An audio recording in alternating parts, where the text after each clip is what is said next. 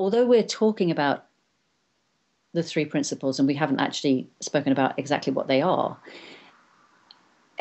it's not, as Sydney Banks said, who was the one. We'll come on to Sydney Banks, but Sydney Banks was the guy who had the experience that the three principles came from. Mm. So we will talk about that.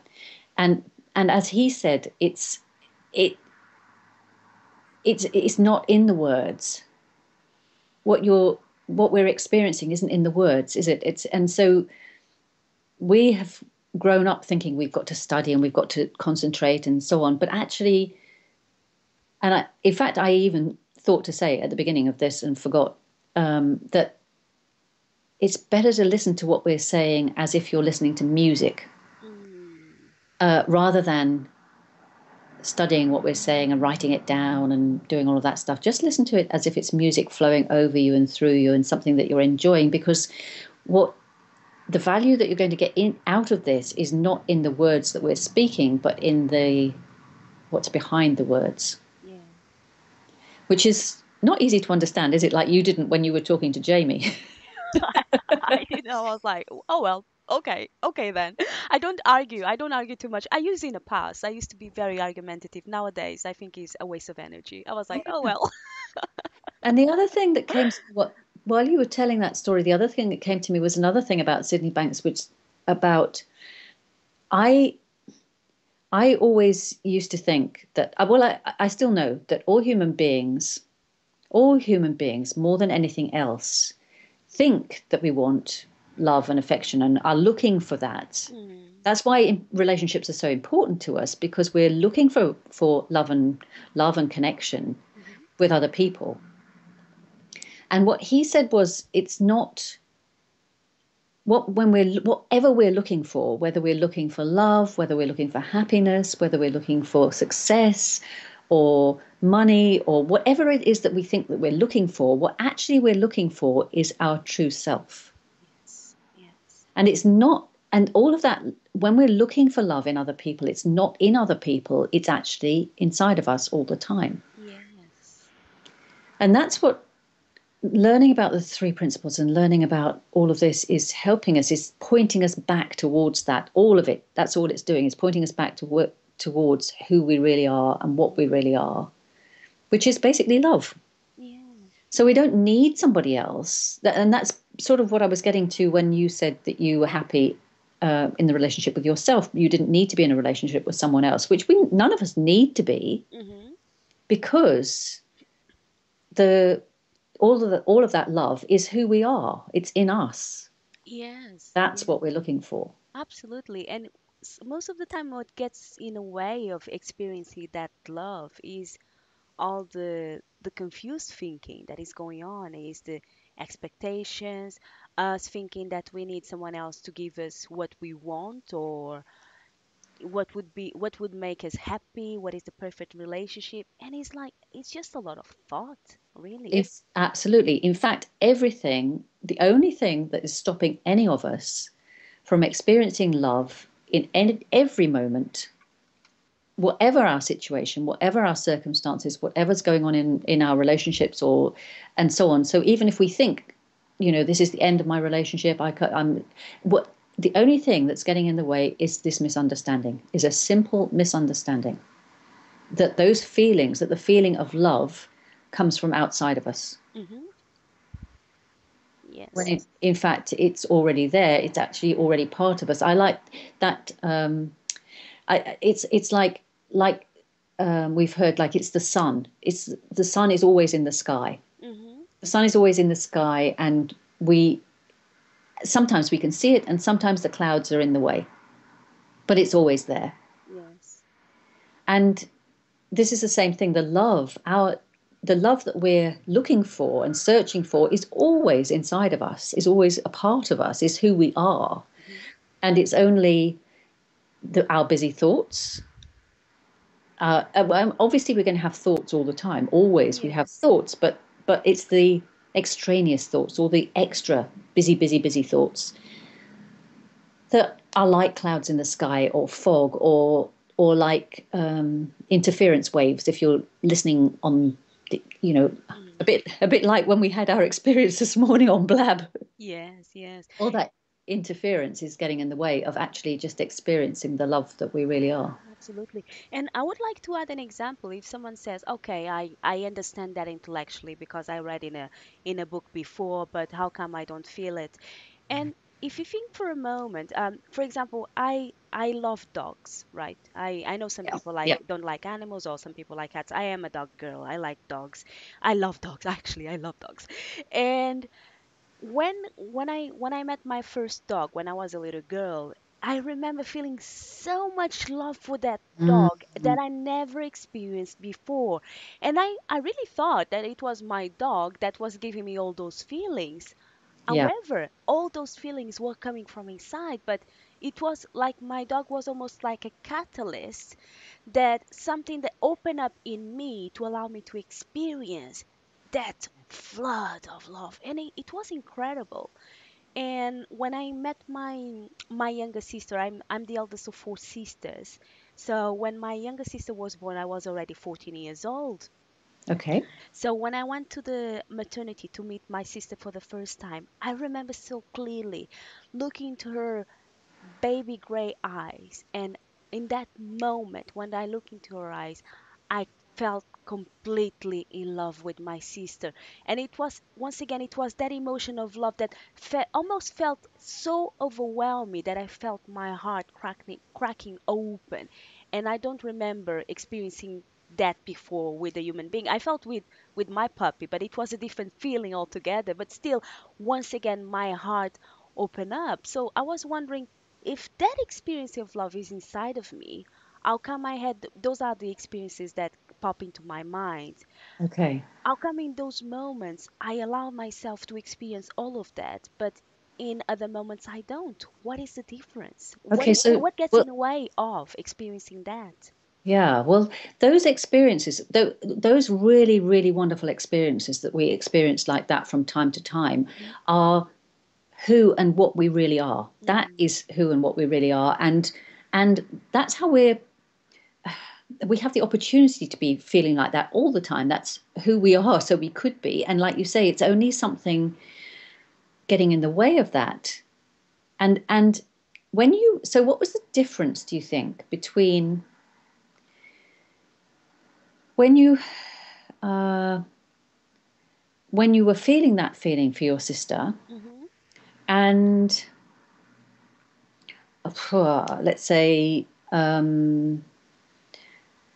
let's say okay, so when you were first in your relationships, you were talking before about when you were first in relationships with men, you were going out on dates. mhm. Okay. When you were on one of those dates, what was the difference between what was going on for you on one of those dates and when you were with your new baby sister, do you think? Well, what was different was I was very. First of all, there was a degree of barrier and defense, right? Because with my sister, because she's a baby, I can give my love without reservation, right? I don't have to put any barriers to it. She's a baby. If I show all my love to her, she's not expecting me to do anything. She's not expecting me to prove it. Okay. She's So just you receiving weren't it. so Yeah. let me just get so you weren't busy thinking. I wasn't busy thinking at all. And if I'm going on a date with a man, there are like several social norms. It's like, okay, if I behave in a certain way, they are already making assumptions about what type of person or what type of woman I am, which I'm not. I'm, Okay.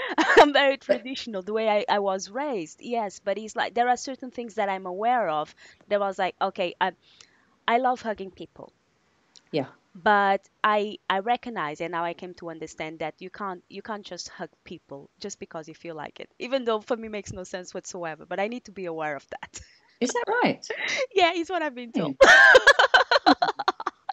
So Interest- nowadays I ask permission. It's like in certain settings, if for example, if I know the person for a while and we get along really really well, and for example I was in one of the clarity courses, and I ask permission. I ask them, do you like hugs? Because if they tell me they don't, I don't hug them. But if they say, oh yeah, I love hugs, okay, Uh-huh. yes. Hmm. So So I wonder what would happen if you hugged someone without asking permission. Hmm. That that yeah, who I'm just wondering. So when you're thinking about giving someone a hug Hmm. and you're not sure whether you have permission or not, how are you feeling? Uh, I will. I guess I would feel a bit restrained, but I'm completely okay with loving someone in a distance. I'm absolutely fine with that. Yeah, And but when I'm talking about love, I'm not even talking about. It's nothing to do with copulation. It's to do with, like you absolutely. said, feeling. Yeah, Absolutely. So yeah. that's why I'm wondering. So if you're feeling restrained, so where's that feeling when you're feeling restrained? Where do you think that restrained feeling is coming from? It's coming from my restrained thinking. But that's not what you thought a moment ago. No, it wasn't. That was my intellectual response. Hmm. So a moment ago, where did you think your restrained feeling was coming from? It was actually when I was talking about it, I felt it. Yeah. Yeah. That it was yeah. So what would stop you then hugging someone, even if you didn't know whether they gave you permission or not? Mm, what would stop me? I would guess would be what I was feeling in the moment.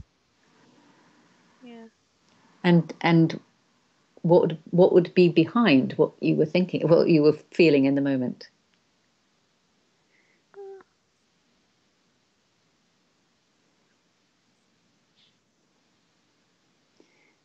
Because it seems to me that it's only your thoughts that are stopping you.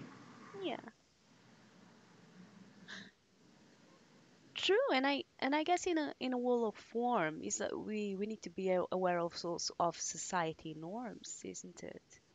So Maybe. yeah, wait, yeah. Yeah. Well, I know that sometimes I'm antisocial in a sense that I hug when in the sense that I hug people that I wasn't supposed to hug.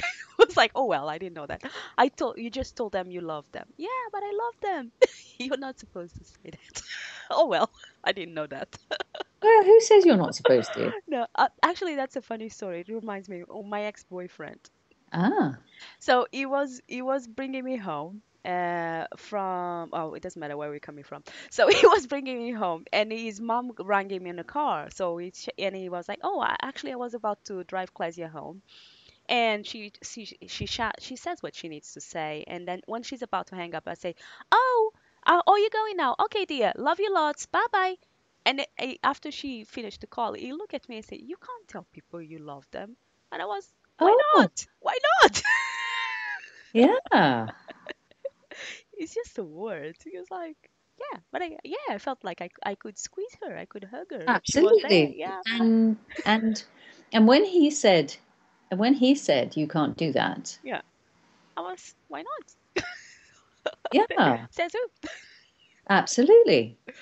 So he was okay. So the thing is that all human beings are doing the best they can in the situation they're in with the resources and the knowledge they have at the time, which doesn't mean that they know where their feelings are coming from or that they're living in the feelings of their thoughts in the moment. Hmm. So so his feeling was he was feeling uncomfortable about you saying that you loved his mother, Yes. which was coming from a thought that he was having. Yes. Was that anything to do with you? Absolutely not. I could still squeeze her.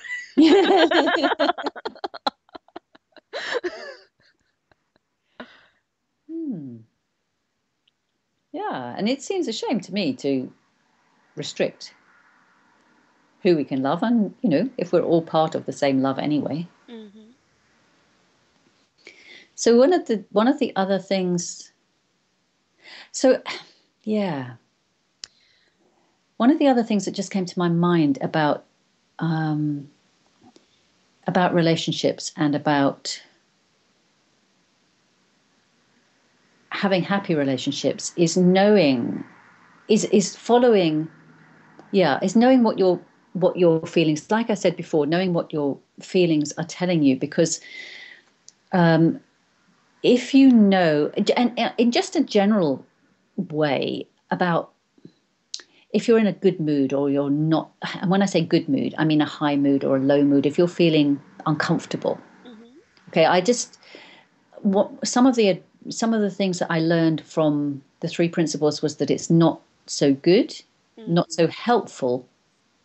Good is not such a, I don't mean good or bad. I mean, sometimes it's better to wait when you notice that your feelings are uncomfortable. That if your feelings are uncomfortable, it means that you can't see clearly. You don't have clarity. You're not seeing the Yes. love that you truly are Yes. because you've got too many extraneous thoughts in the way. Yes. So, And and so that's not a good time to be um, talking about problems or talking about what seem to be problems in your relationship, because it's very likely that you're going to be seeing them from the point of view that, oh, it's somebody else's fault, it's his fault, or it's, yes. Yes. rather than from the fact that it's coming from you. It's not easy always to recognize that you're that my it's not easy for me always to recognize that my feelings are coming from my thoughts, especially if it, because they can feel so real, can't they? If you're angry about something. Yes. And I, that's exactly how it works. It's the best special effect in the world, isn't it? You're always feeling your thinking moment to moment to moment. Um, I was speaking with a client this week on Wednesday, and we were talking about relationships with her father-in-law. And I said, if you having agitated thinking, probably that is not the best time to make life-changing decisions. yeah, yeah, I wouldn't recommend that at all. yeah, Yeah. yeah, because it's so much easier to make the decision and to know where we are, and when we're feeling good and feeling clear. Mm. Yeah, yeah. So there's so many things that we could talk about here. Absolutely. What would be good really is to get some idea about what specific issues people have with relationships and how they would like to, because it is easier, isn't it, to talk about. We can talk about the things that we've been through and so on. It's also Yeah. easier to talk about when we have specific issues or questions that people have. So we will invite Absolutely. them to send those in. Yes, one of the things that I've noticed is actually I had a friend I actually had two people get in touch with me recently with relationship concerns, Yeah. right? So we could cover those. We, as you said, Okay. we've got so much that we could talk about. Father and son relationship, relationship between loved ones, relationship with mothers, fathers-in-laws, relationships at work, business Absolutely. relationships, Yeah. um, boss employee relationships. We've got plenty to cover. So I Yeah. guess we'll be busy for the next few weeks I covering all think of so. those. I think so. Yeah. Oh, Anne, can I just ask, how can people find you again? Okay. So I think the best way is to use either my email, which is make love for life, and that's FOR, not number four. It's make Hmm. love for life at gmail.com, Hmm. or on my Facebook page, which is Facebook/make love for life. Hmm. Also, and on Facebook, I think I'm Dr. Anne Curtis, and on Twitter also Dr. Anne Curtis. Hmm. Yeah, so all of those ways really. Okay.